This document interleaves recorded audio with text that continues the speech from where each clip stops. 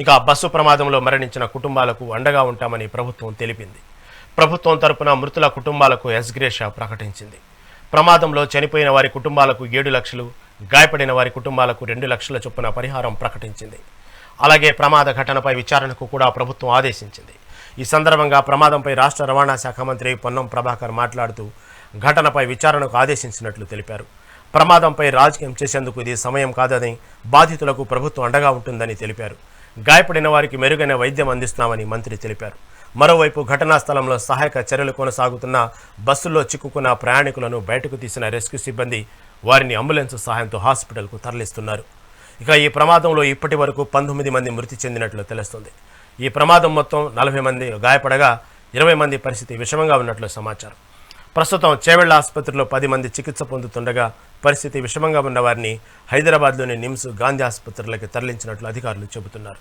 మరోవైపు చేవెళ్ల బస్సు ప్రమాదంపై ప్రధాని మోదీ దిగ్భ్రాంతి వ్యక్తం చేశారు. ప్రమాదంలో 20 మందికి పైగా ప్రయాణికులు చనిపోయారన్న వార్త తనను తీవ్రంగా కలిసివేసిందన్నారు. మృతుల కుటుంబాలకు ప్రగాఢ సానుభూతి తెలిపారు. కేంద్ర ప్రభుత్వం తరపున మృతుల కుటుంబాలకు 2 లక్షల చొప్పున ఆర్థిక సాయం, క్షతగాత్రులకు 50,000 చొప్పున సాయం ప్రకటించింది.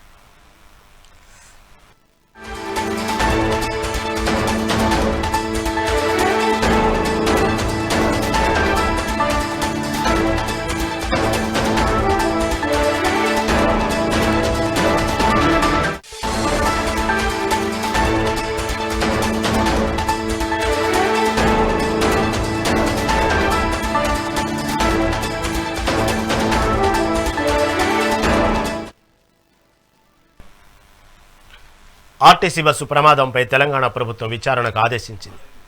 అలాగే ప్రమాదంలో ప్రాణాలు కోల్పోయిన బాధిత కుటుంబాలకు ప్రభుత్వం ఎక్స్గ్రేషియా ప్రకటించింది. మృతుల కుటుంబాలకు 7 లక్షలు, క్షతగాత్రులకు 2 లక్షల చొప్పున పరిహారం ప్రకటించింది.